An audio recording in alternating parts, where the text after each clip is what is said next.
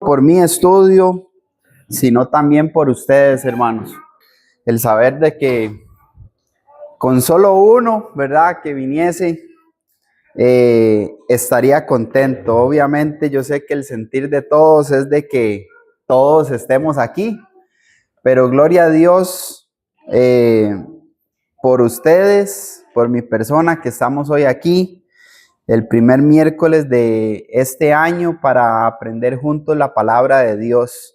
Qué privilegio para nosotros es poder congregarnos y estar ocupados en las cosas espirituales y que el Señor también nos dé el tiempo a pesar de tal vez el cansancio por el día, el trabajo y demás. Pero como dijo Memo o juntos dijimos en la oración, el Señor nos ha dado la salud. Y sea cual sea las cosas, ¿verdad? Llegamos con el propósito de adorar su nombre y Dios eso lo ve. Así que les felicito en el nombre del Señor por hacer ese esfuerzo. Ustedes son un ejemplo para mí.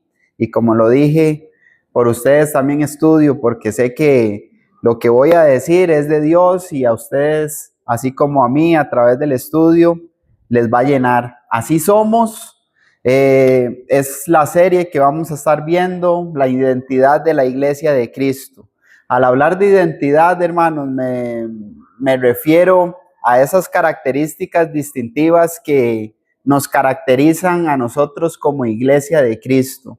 No hay nada para mí más fascinante que hablar de la iglesia de Cristo, de la cual yo soy parte. A mí me llena el poder hablar de la iglesia, porque hablar de la iglesia es hablar de Cristo. Y cuando nosotros, hermanos, entendemos o vamos a un diccionario secular, hay falsos conceptos con respecto a lo que es iglesia. Por ejemplo, a la iglesia, usted va a un diccionario de la Real Academia Española y se le denomina o se le da este nombre al edificio, al lugar donde se reúnen.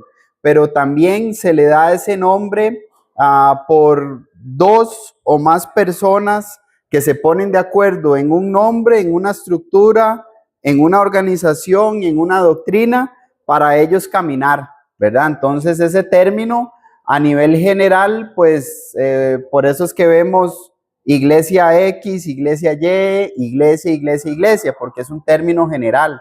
Pero cuando nosotros vamos a la palabra de Dios, obviamente el concepto es completamente distinto. De hecho, recordemos las palabras de nuestro Señor y Salvador Jesucristo en Mateo 16, 18, cuando le respondió a Pedro que él iba a edificar mi iglesia. Está hablando de una iglesia en específico.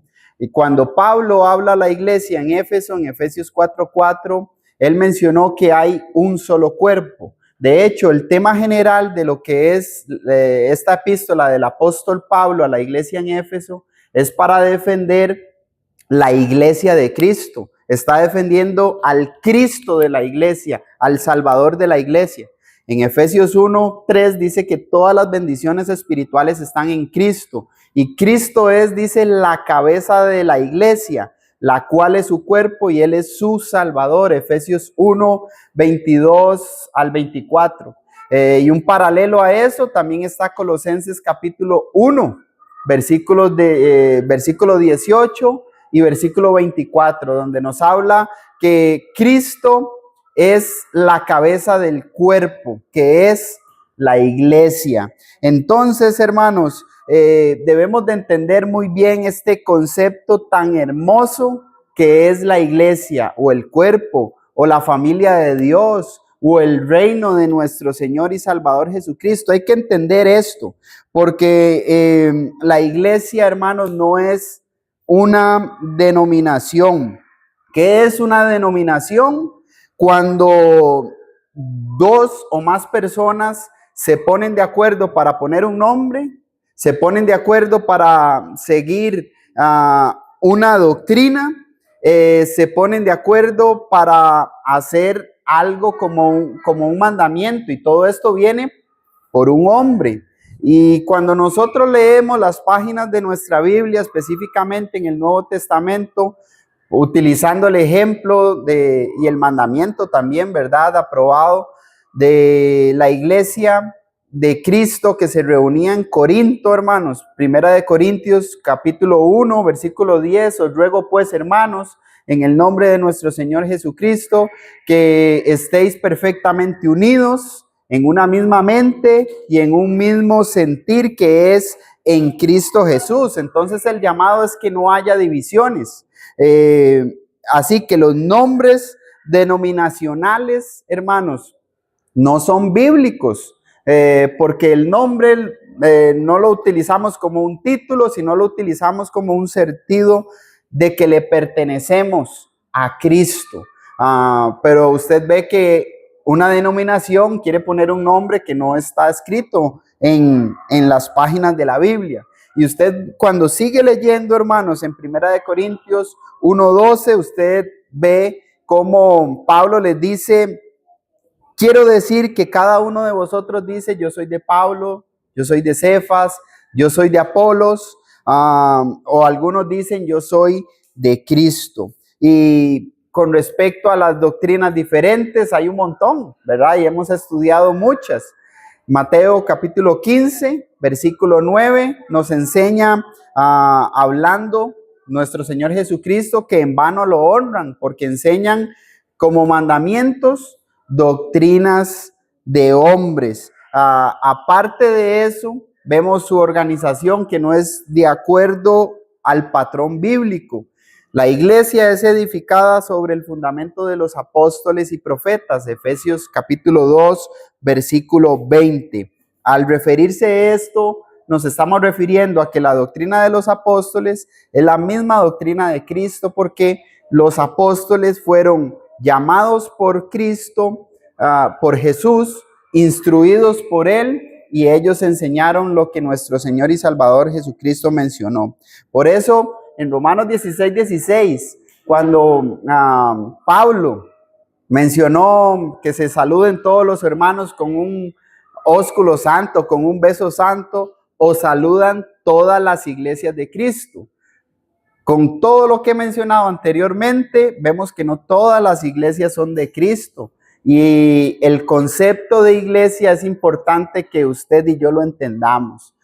Si usted es miembro de la iglesia de Cristo, usted y yo debemos de ser agradecidos y debemos de manejar el concepto de lo que significa iglesia. Y también, si usted no es miembro, usted que tal vez pueda estar escuchando esto o llegue a escuchar y no sea miembro de la iglesia de Cristo, usted necesita entender el concepto de lo que es iglesia.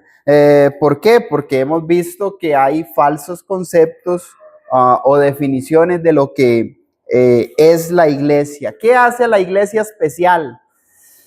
Hay tantas cosas que hacen a la iglesia especial que hoy vamos a ver algunas, ¿verdad? Algunas de ellas. La iglesia, hermanos, es el cuerpo espiritual de nuestro Señor Jesucristo, compuesto por personas que hemos obedecido el evangelio y nos mantenemos firmes en la doctrina. Recuerde que no es solamente el obedecer como una acción ya pasada, sino es el obedecer una acción constante en la cual nosotros permanecemos. Primera de Pedro, capítulo 1, versículos del 18 al 20. Pedro, hablando de los expatriados de la dispersión, les dice: sabiendo que fuisteis comprados o fuimos rescatados nosotros de vuestra vana manera de vivir, la cual recibisteis de nuestros padres, no con oro, ¿verdad? No con cosas corruptibles como el oro, como la plata, sino con la sangre preciosa de nuestro Señor y Salvador Jesucristo, como un cordero, ¿verdad? Sin mancha y sin contaminación, y que fue manifestada en los postreros tiempos por amor a cada uno de nosotros. Primera de Pedro, capítulo 2, versículo 5, dice que nosotros fuimos edificados, los que hemos obedecido el evangelio y los que permanecemos en el evangelio. Dice que fuimos edificados, hermanos, como piedras vivas, como una casa espiritual, como un sacerdocio santo, para ofrecer sacrificios espirituales a Dios por medio de nuestro Señor y Salvador Jesucristo. Y si usted sigue leyendo, el versículo 9 es hermoso. Vosotros sois, ustedes, la iglesia de Cristo, ustedes que estaban sufriendo persecución por causa del evangelio. Ustedes son un real sacerdocio, una nación santa, un pueblo adquirido por Dios para que anunciemos las virtudes de aquel que nos llamó de las tinieblas a su luz admirable. Entonces la iglesia es el cuerpo, la iglesia de Cristo es el cuerpo espiritual de Cristo, compuesto por personas que hemos obedecido el evangelio y nos mantenemos firmes en la doctrina de Cristo. Recuerde que los que permanecemos en la doctrina de Cristo tenemos al Padre, al Hijo y al Espíritu Santo. Segunda de Juan 9.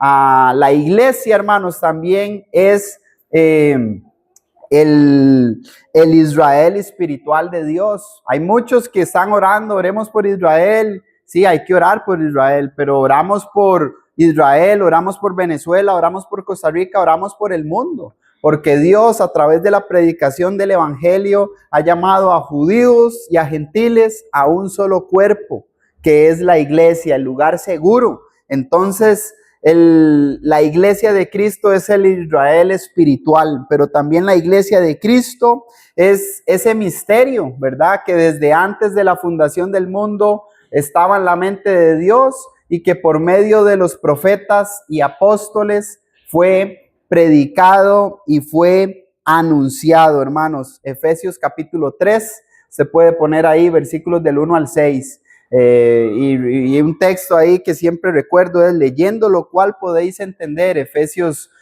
capítulo 3, versículo 4. Leyendo lo cual podéis entender cuál era ese misterio que le fue revelado al apóstol Pablo.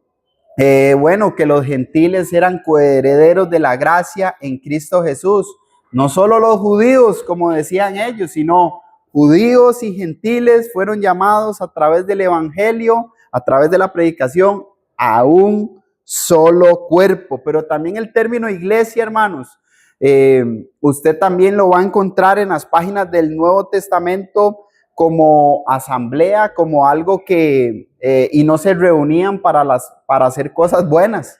Hechos capítulo 19, versículo 39, dice que el término iglesia no siempre se utilizó, ¿verdad?, para buenas cosas. Había una asamblea ahí en Hechos 19, versículo 39. De hecho, esa es la palabra que se utiliza en nuestras páginas o en la Reina Valera, asamblea, pero si usted la ve en el griego es eclesía, que es lo mismo, llamados fuera, ¿verdad? Llamados fuera. No se estaban reuniendo para hacer lo bueno. Entonces el término usted ve cómo también se utiliza para el cuerpo de Cristo, pero también para términos para aquellos que estaban haciendo lo malo. Así que podemos identificar la iglesia de Cristo como el cuerpo de Cristo, como el reino de Dios, como la casa de Dios, como la familia de Dios. En fin, hay muchos nombres. Vimos también el camino, los del camino, aquellos que perseguían. Hay muchos términos, hermanos, que nosotros encontramos en las páginas de la Biblia para muchos usos, hermanos. Por ejemplo, la iglesia, usted y yo la podemos leer en el Nuevo Testamento como ese cuerpo universal, ¿verdad?, de creyentes. Cuando Jesús dijo en Mateo 16, 18 que él iba a edificar su iglesia, está hablando del cuerpo de Cristo, de aquellos creyentes que iban a obedecer el evangelio a nivel universal en el mundo, ¿verdad? Por eso Romanos 16, 16, os saludan todas las iglesias de Cristo, pero también es descrita para referirse a una iglesia en específico, o sea, una iglesia que se reúne en X lugar. Por ejemplo, en 1 Corintios 1, 2, Pablo dice que saludó a los hermanos que se reúnen, ¿a dónde? En Corinto específicamente. Entonces el término también se utiliza para una iglesia local.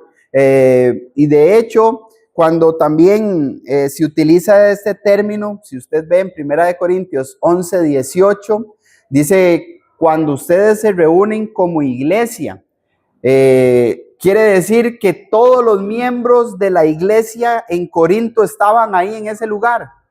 No, obviamente, sino se está refiriendo al cuerpo de Cristo que se reunió ahí, hombres y mujeres, ¿verdad? Primera de Corintios 11:18, cuando ustedes se reúnen como iglesia, y bueno, ahí como dicen, pasa la motoguaraña, ¿verdad? No se reúnen para lo mejor, sino para lo peor.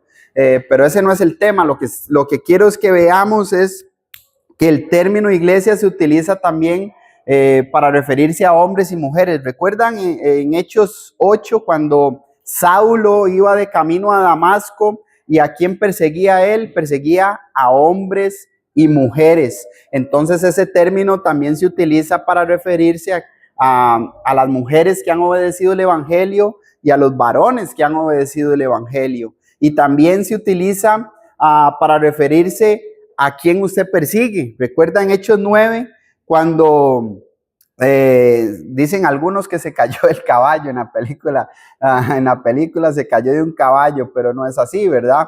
No lo leemos así. Hechos 9, cuando escuchó esa voz, Saulo, Saulo, ¿por qué me persigues? Entonces se está refiriendo que al perseguir a los hombres y mujeres en Hechos capítulo 8, está persiguiendo a Cristo. Por eso cuando usted tiene un problema con un miembro, usted y yo tenemos un problema con un miembro y que yo lo estoy haciendo adrede, o sea, lo estoy haciendo con todo, yo no lo estoy haciendo al miembro, se lo estoy haciendo ¿a quién? A Cristo, porque él es un miembro del cuerpo de Cristo o ella es un miembro del cuerpo de Cristo.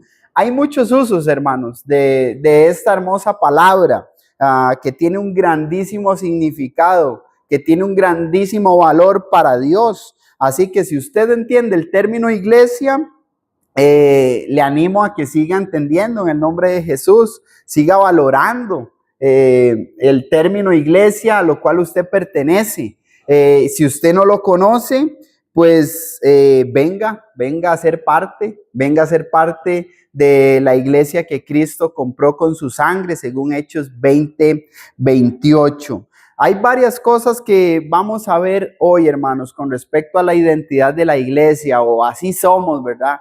Muchos dicen, así soy yo, ¿verdad? Y así me tienen que aceptar.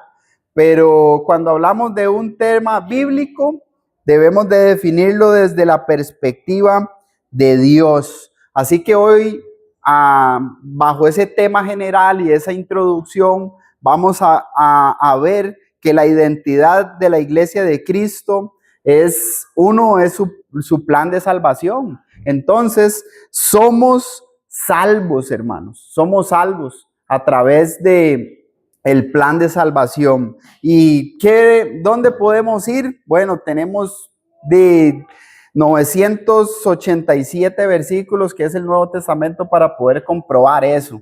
Pero solo nos vamos a quedar en Hechos 2, hermanos. Hechos capítulo 2, que algunos lo consideran como el centro de la Biblia. Como para mencionar brevemente de qué habla el libro de los Hechos, si usted no lo sabe, pues el tema central del libro de los Hechos es la historia temprana de la iglesia.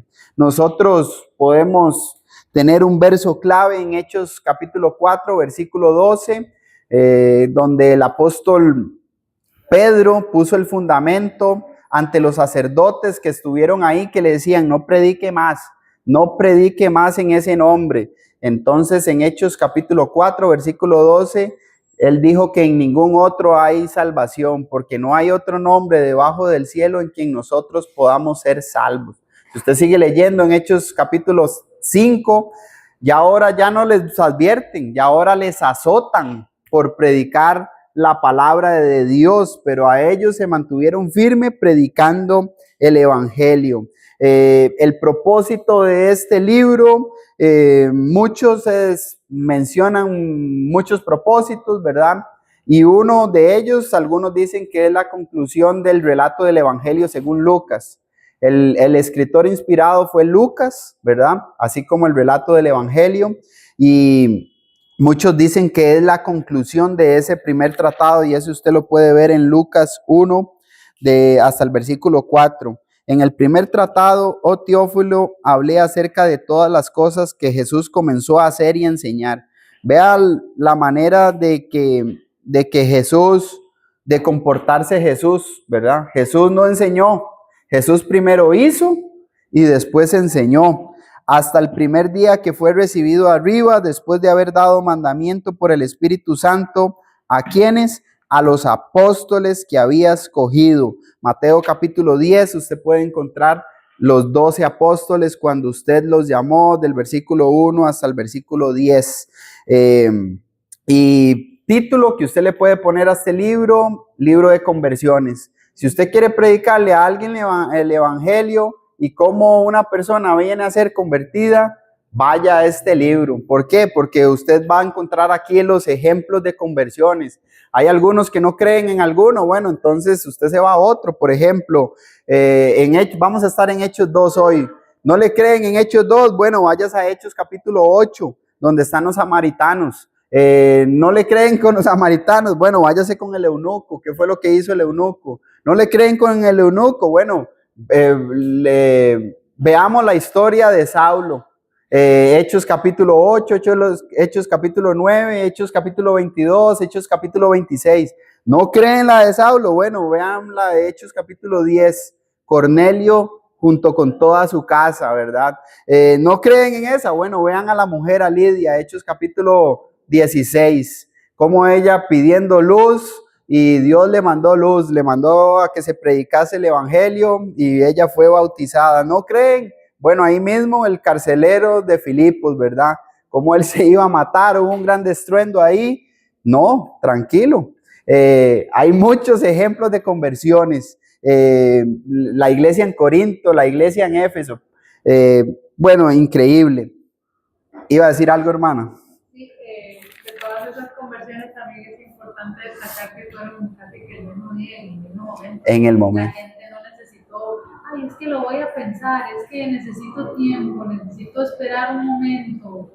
De una vez al agua, es más, el eunuco dijo, aquí hay agua, aquí que no se ha bautizado. O sea, de una vez, es una decisión que no se tiene que pensar porque usted o es o no es. Amén. Si usted entiende el evangelio, si usted entiende su condición, ¿qué va a esperar uno? ¿Verdad? Si la vida es breve, uno no sabe qué va a pasar, pues mañana, lo que está atrás, ya sé que puede ser perdonado, entonces, ¿qué me detiene? Hay algunos que dicen, bueno, usted tiene que recibir un curso, tiene que llevar un curso. Es bueno dar un seguimiento, eso es importantísimo. De hecho, Mateo 28, ¿verdad? 20, dice que hay que seguir enseñando todas las cosas después de predicar el evangelio, pero si usted entendió lo que es el evangelio y de inmediato usted lo debe de obedecer, diría yo, ¿verdad? Pero no todos están para eso. Iba a decir algo, hermano. Cristel menciona, ¿verdad? Un poquito el tema es muy importante porque eso de voy a pensar es como cuando uno anda ventaneando en San José, ¿verdad? La chica es ahorita paso, ahorita me doy una vuelta y es incómodo, es una mentira. Pero sí. Para una persona cuando me dice, yo voy a pensar, yo sé que no quiere, porque ¿qué es lo que va a pensar? ¿Qué le falta pensar? ¿Quieres abrazar el pecado un día más? Y es como Faraón, ¿verdad? ¿Cuánto quiere que le quite las ranas? Dijo, Faraón, ¿qué dijo? Mañana. Quería ver dormir con las ranas otro ratito, y me gustaban, y olían feo, y estaban, pero me gustó, me gustan el pecado. Entonces, es igual, una persona que vive en pecado, nada más no quiere ser salva, sí o no, y mucha gente prefiere quedarse con el pecado. Amén. Son cosas a las cuales estamos expuestos, ¿verdad? Pero nosotros lo que tenemos que hacer es predicar, ¿verdad? Y pues el resultado lo da el Señor y también va a depender obviamente, de la disposición que uno ponga a ese mensaje. Y después de eso, hay algunos pues que critican el fin. Bueno, por eso se fue, No, él se fue porque quiere seguir abrazando el pecado, no porque no haya entendido el mensaje. El mensaje lo entendió y por eso en su momento lo obedeció. Y, y él se fue porque ahí está la parábola, ¿verdad? Del sembrador.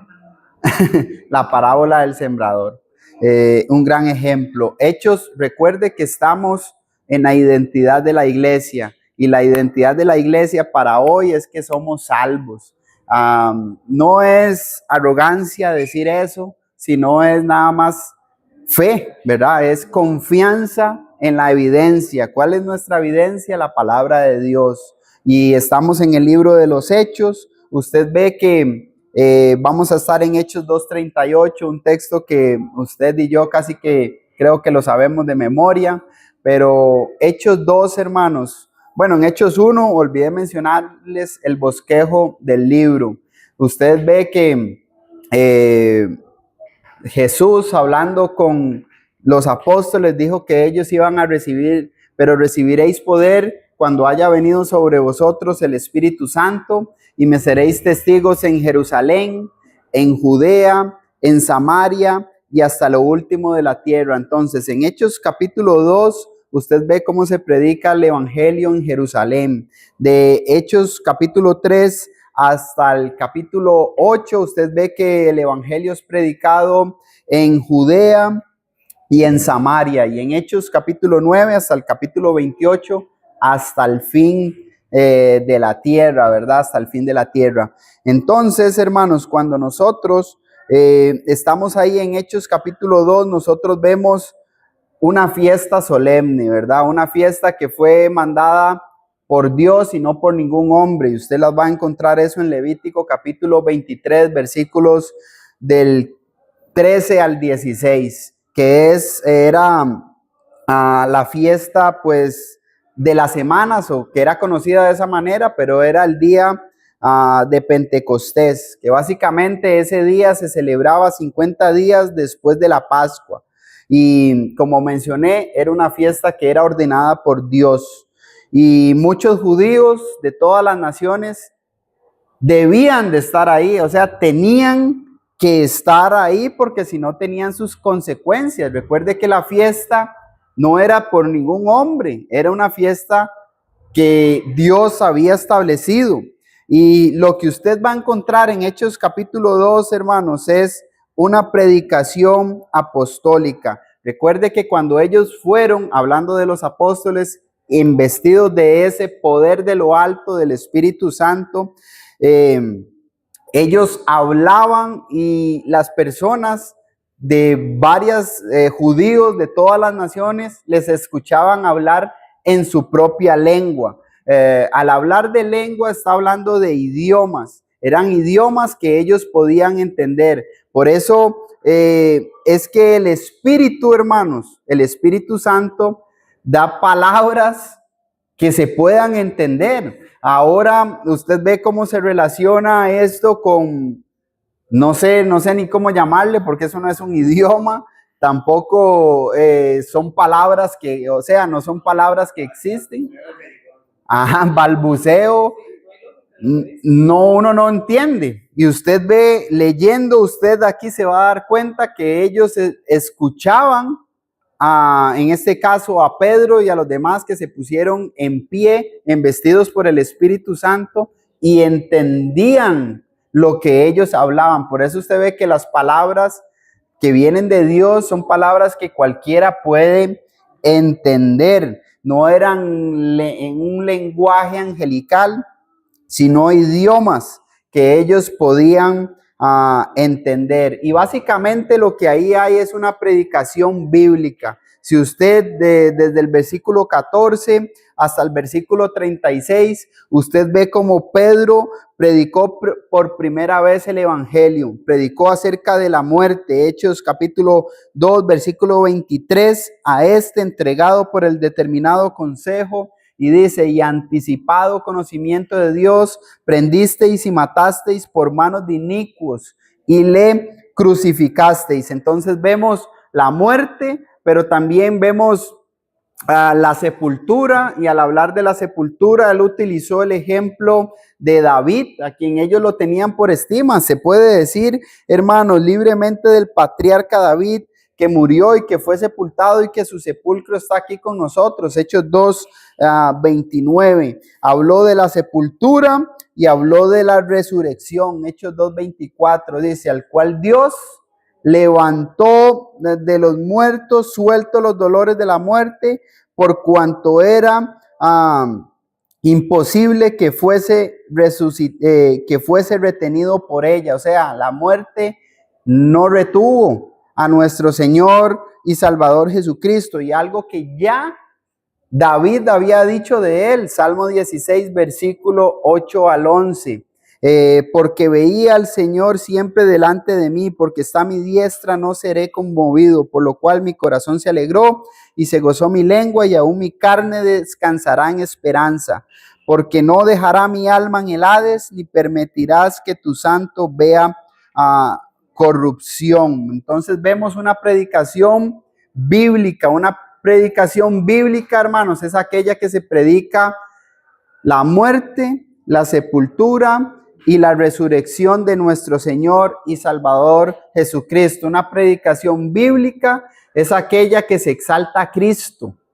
Cuando usted no escucha en un mensaje que se hable de Cristo, están hablando de ellos, están hablando de motivación, están hablando de otras cosas que no tienen que ver nada con la palabra de Dios, hermanos. En el contexto, toda predicación debe de ser cristocéntrica, tiene que estar Cristo ahí. ¿Cómo va a estar Cristo? Bueno, cuando se cita el libro, el capítulo y el versículo. Por eso, en Hechos 2:36, sepa pues ciertísimamente toda la casa de Israel que a ese Jesús a quien ustedes crucificaron, Dios le hizo Señor y Cristo, hermanos. Aquí es donde observamos que el Nuevo Testamento, hermanos, no inicia con el reino, o sea, no inicia con el cuerpo, no inicia con la iglesia, sino con el rey del reino. Así es como inicia, hermanos, el Nuevo Testamento. No inicia con el reino, sino con el rey. Y el rey es Cristo. El Salvador del reino es Cristo. Y aquí es donde vemos que la iglesia no salva a las personas, sino el que salva a las personas es Cristo, hermanos.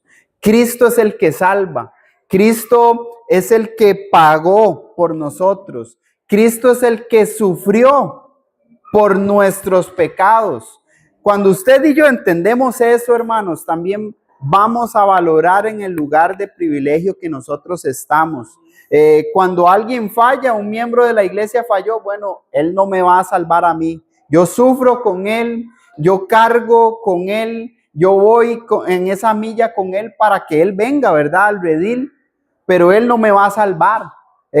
La iglesia no nos salva, el que salva es Cristo, porque Él es el que tiene toda la preeminencia en el cielo, en la tierra y aún debajo de la tierra. ¿Cuál fue la respuesta a esa predicación bíblica? Y es lo que la hermana estaba diciendo, un sermón, hermanos, como 3,000 personas. Ahora hay 3,000 sermones y una persona se convierte, si acaso, ¿verdad? Es difícil. Yo decía ahora que en las predicaciones, hermanos, yo digo, Dios, ¿verdad? Yo solo digo, Señor, si es tu voluntad, permite que alguien se arrepienta a través de esta predicación, cambie, se fortalezca. Solo Él lo puede hacer. Yo estoy diciendo lo que la Biblia enseña y deseara que la respuesta siempre fuera como esta. Primero, tener una audiencia de como 3,000, ¿verdad? Imagínense estar predicando un sermón como 3,000 personas y que como 3,000 personas digan, yo necesito del Salvador, yo reconozco mis pecados, yo lo crucifiqué. Ahora hay algunos que no quieren reconocer a Cristo. No quiero que mucha gente me vea, no quiero que nadie sepa, me da nervio. ¿Iba a decir algo?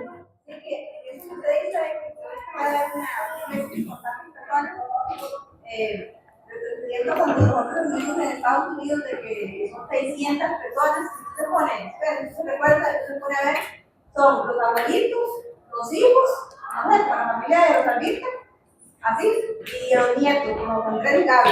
Pero ¿por qué ha sido eso? Porque también eso ha sido un trabajo de atrás, que eso nosotros tenemos que implementarlo en la iglesia para que la iglesia crezca. Amén, sí. Eso es lo que Dios quiere, realmente, como dicen, generación tras generación. Qué lindo es ver, ¿verdad? Digo, tengo a mi madre, ya ahí va mi hija, ¿verdad? Y aquí tenemos varios ejemplos.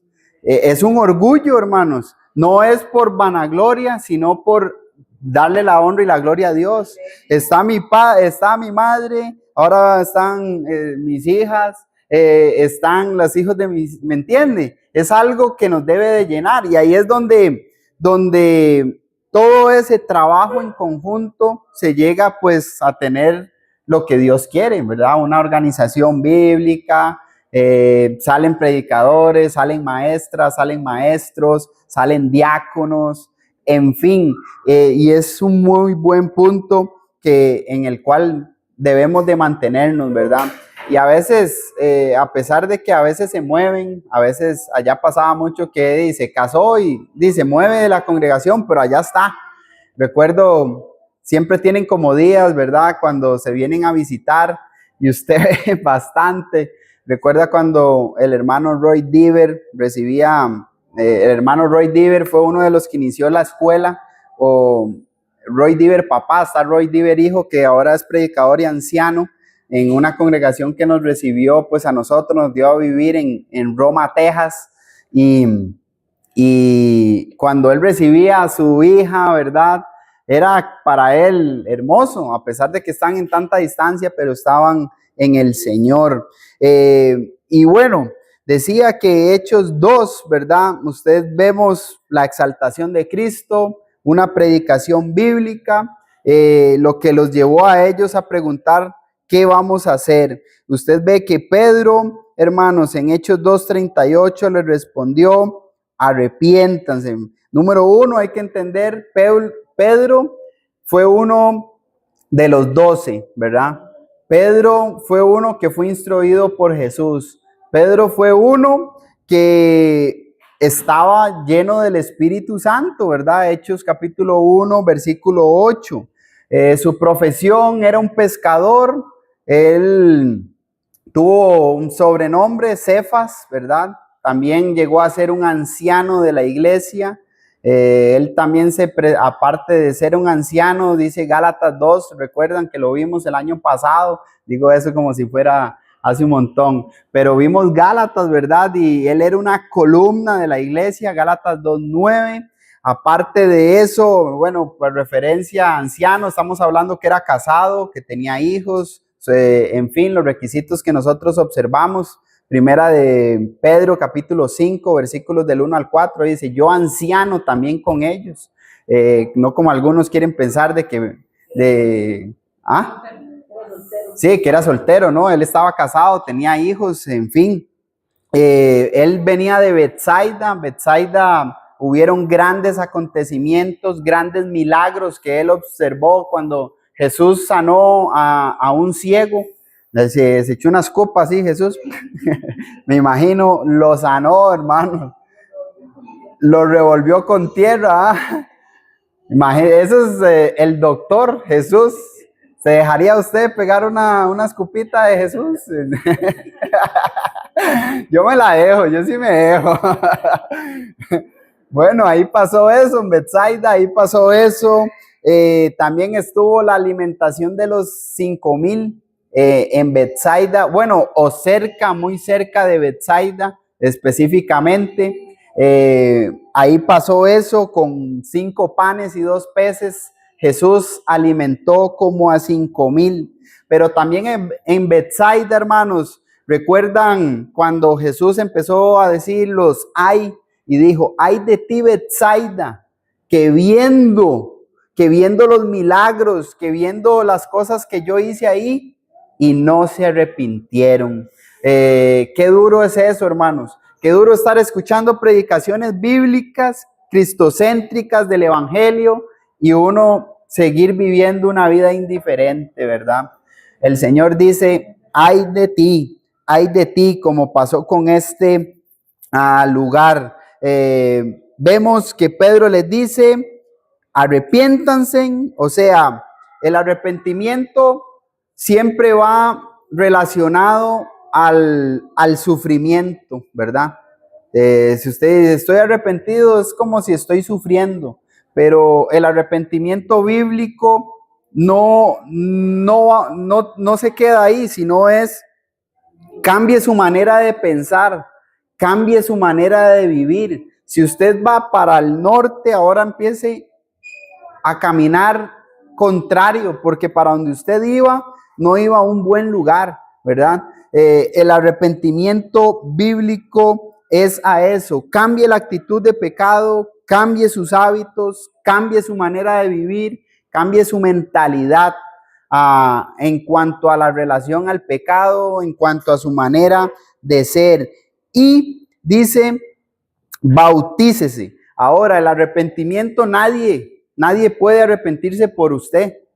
Yo no me puedo arrepentir por usted, hermana April. Usted es la que se tiene que arrepentir de lo que hace. Mi esposa no se puede arrepentir por mí. El bautizarse, ahora también, ¿verdad? Yo no me puedo ir a bautizar por alguien, como dicen algunos. Quieren hacer, no, es que nos vamos a hacer esto por aquellos que ya no están. Ya murieron, entonces vamos a hacer esto para que sus pecados sean perdonados. No es así, hermanos. Esto es una acción que cada uno, después de escuchar el mensaje de salvación, que es el Evangelio, que es la manera en cómo Dios nos llama, uno se arrepiente, reconoce. El arrepentimiento es, creo que Jesús es el Hijo de Dios, no quiero seguir viviendo con esto. Ahora sí que, ¿qué necesito hacer? Necesita ser sumergido en agua para que tenga el perdón de pecados. En ese instante, cuando hay perdón de pecados, hay salvación. Sin bautismo no hay salvación. Cuando usted ve textos como Romanos capítulo 10, que todo el que invocar el nombre del Señor será salvo, son textos que no es que Hechos 2 es más poderoso que Romanos 10, o aquí también de hecho en Hechos capítulo 2, versículo 22, todo el que invocar el nombre del Señor será salvo. No es un juego de versículos, hermanos, que tenemos nosotros. No es que este versículo es más poderoso que otro, no es así, sino que es un versículo que se está interpretando incorrectamente, que se está obviando un montón de cosas que se han dicho, no por un hombre. Entonces, cuando decimos que el que invocar el nombre del Señor será salvo sin ser bautizado, lo que se está diciendo es que esa persona está apelando a quien puede salvar. Entonces, cuando yo digo, Señor, necesito ser salvo, si el Señor le está diciendo, bautízate para que sean perdonados tus pecados y vengan, como dicen, de la presencia del Señor tiempos de refrigerio. Cuando vienen de la presencia del Señor tiempos de refrigerio, es que yo ya estoy en paz con el Señor. ¿Cómo estoy en paz? Cuando fui sumergido en agua y cuando vivo en rectitud. Cuando vivo, Filipenses 2:12 dice, ocupándome en mi salvación con temor y con temblor. Yo estoy invocando el nombre del Señor, yo estoy apelando al único que me puede salvar. Y cuando yo lo invoco es porque yo quiero hacer lo que Él dice. Y lo que Él dice en primera instancia es, sea sumergido en agua para el perdón de sus pecados. Y luego de eso, lleve una vida fiel, manténgase en el camino. Entonces, hermanos, como iglesia, debemos de estar agradecidos por nuestra identidad. Decimos que somos salvos no por una oración, ¿verdad? Decimos que somos salvos porque hemos obedecido el Evangelio por medio del bautismo, siendo sumergidos en agua. Recuerde Marcos 16:16. El que creyere y fuere bautizado será salvo, mas el que no creyere será, pues, como dicen, condenado. Hechos 2:38 nos dice que al ser sumergidos en agua, tuvimos el perdón de nuestros pecados, hermanos, y venimos a ser añadidos al cuerpo de Cristo, que es la iglesia donde están los salvos. Usted ve cómo termina el versículo 47, dice que el Señor añadía cada día a la iglesia los que han de ser salvos. La iglesia de Cristo, hermanos, vimos que solo hay un cuerpo, solo hay una iglesia. Y de la manera en como Dios añade es a través de la obediencia al Evangelio por medio del bautismo. Usted y yo estamos en un lugar de privilegio. No decimos que somos salvos por lo que yo creo, siento, pienso, sino por lo que Dios me dice en su palabra. Ahora esta salvación, como menciona Filipenses 2:12, hay que cuidarla con temor y con temblor. Esto es con toda reverencia y respeto. Y como vimos en la clase, el Señor está con nosotros, hermanos. Si el Señor está con nosotros, todo lo podemos. Él va a ir como dice el texto, delante de nosotros como poderoso gigante. Todas esas batallas espirituales que van a venir después del bautismo, después de ser salvos, el Señor nos va a sacar adelante de ellas. No hay ninguna tentación, ¿verdad?, de la cual nosotros no podamos salir adelante. Con el Señor vamos a salir adelante y seguimos esperando la vida eterna en el cielo con nuestro Señor y Salvador. De ahí es donde lo esperamos, Filipenses capítulo 3, versículo 20. Vamos a dar gracias a Dios por esta noche, gracias por su atención. Recuerde,